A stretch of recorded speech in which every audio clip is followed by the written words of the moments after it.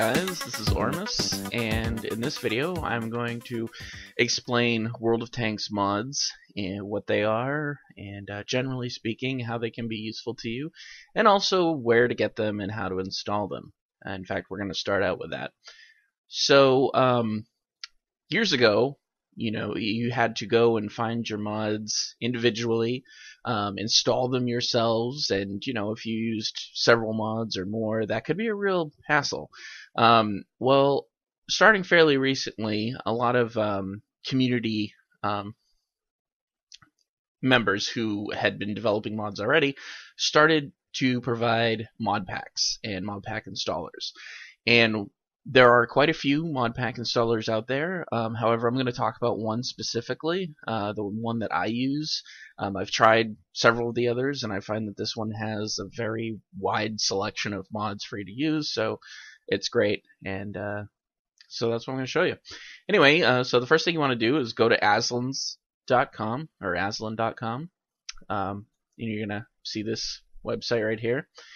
You're going to click on this first link here, downloads and important info, and then click on the first link, Aslain's XVM mod plus mod pack installer. Now the very first link here is always going to be the most up-to-date mod pack that he currently has, and he updates the mod pack like almost on a daily basis. It's quite incredible. The support is excellent. So a lot of times, because Wargaming updates World of Tank about monthly, a lot of times developers of mods will be a day or two behind what the current version of World of Tanks is when they first update it. So Aslain, as the mod pack creator and editor, will he constantly monitors the mod developers to make sure that as soon as they have a compatible version, he includes it with the mod pack installer. And in fact, he even will fix some of the mods. He's done that in the past, so it's very good. Anyway, so you click on this link, and it's going to bring you into this little ad fly thing. I have a pop-up blocker, ad blocker, so it's not showing the ad, but normally there'd be a little ad there. And then it's going to come up with this. And you want to go ahead and download the file. It's going to download. Now, if you have some sort of security software, some of them, like what I use Norton, is going to see this file, and because it's constantly being changed, the file, because it's being updated, they never build a large enough database to say, oh yeah, this file, executable file is fine. So a lot of times it'll come up and give you a little warning, but I've been using it for a very long time. I've done a lot of research, especially on Aslain's. There's nothing in here that is harmful to your computer whatsoever. So go ahead and run it. And of course, there's that little warning. And then it's going to pop up another warning shortly. Yeah. Are you sure you want to? Yes. Yes, I do. Norton, shut up. Okay, so go ahead and just click through these dialog boxes. Aslain's has no adware that you have to worry about unchecking boxes or anything. He's legitimately free. He runs solely on donations. So he's also recognized by Wargaming as a community contributor. So that's the other thing, is like there are mods that are considered illegal, that you're not supposed to use in the game, and if you get found out using them by Wargaming, you could, your account could get banned. Because Aslain is recognized by Wargaming, you can be 99.99999% sure that the mods that he includes in his mod pack are 100% legit and legal, and I like that peace of mind. So just going through the dialog boxes here.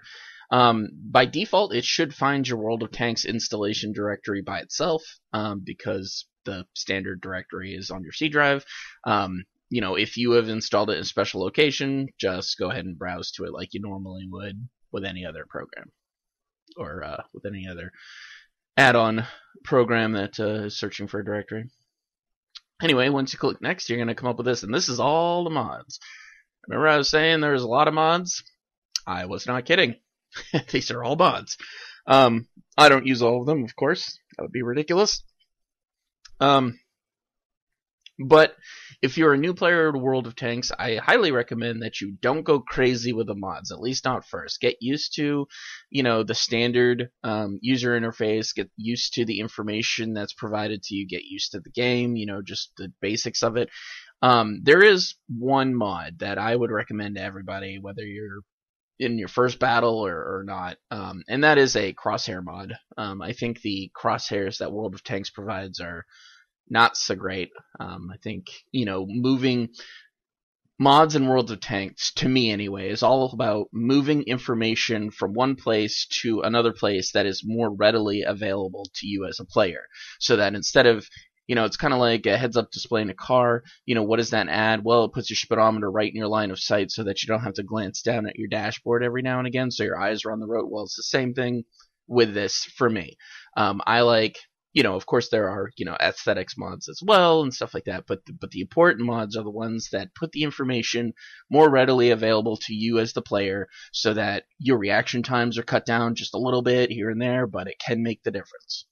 So in this case, for crosshair mods, he breaks all the mods down into their general categories.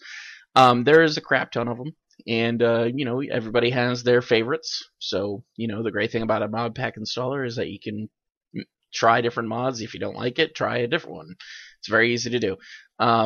Aslain's has a little button here, show descriptions. So what that does is when you click on a mod, it'll give you whatever description the mod developer provides.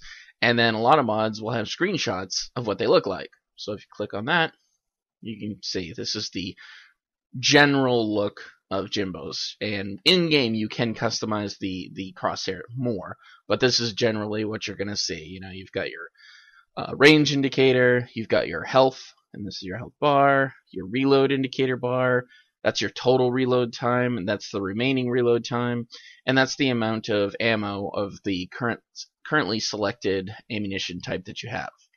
So it's very useful. All this information is provided already on the UI. It just moves it into a spot where you're already looking.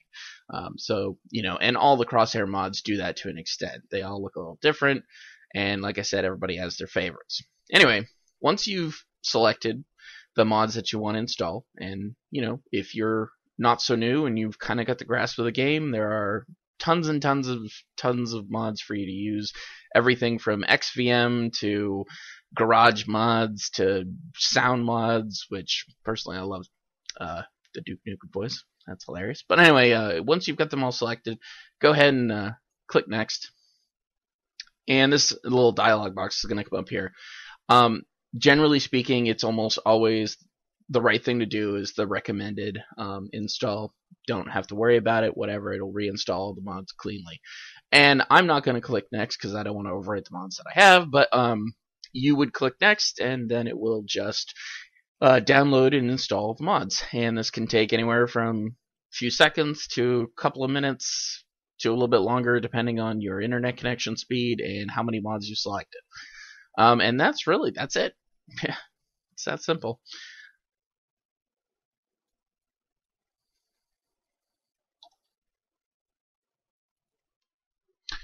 Alright, so this is my garage, and I am here because I want to clarify something. I see occasionally a little misinterpretation of what a mod is versus a module. A mod, as what I am talking about in this video, is a modification of the game. The game World of Tanks fully supports mods. It's built around players creating their own mods. Wargaming knew when they created this game that gamers like to customize things, and instead of trying to create a UI that was great for everybody and that was really customizable, as so many have tried and so many have failed, they decided to fully support mods that allow you to change many different aspects of the game. None of the legal mods give you necessarily like godlike powers or anything like that. They basically, the useful ones, I'm not talking about the aesthetics ones, but the useful ones that actually enhance your gameplay are all about just moving information from a place that maybe isn't so readily accessible to you in the middle of the in the heat of battle to somewhere where you're already looking, and giving you a little more information than what you might have had before, which can really help you, shave off a few milliseconds here and a few milliseconds there. By the end of the battle, that adds up. Anyway, so I'm going to explain the difference between mods and modules and the other equipment on the vehicle in this game.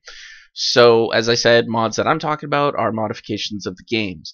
Modules, as far as wargaming or World of Tanks is concerned, are the different types of things that you can mount on the vehicle selected. So this is the E100 Tier 10 German heavy tank, and these are modules. The turret is module, engine. These are modules. Okay, and this selection right here is called equipment, where you can mount different things to augment the ability of your tank.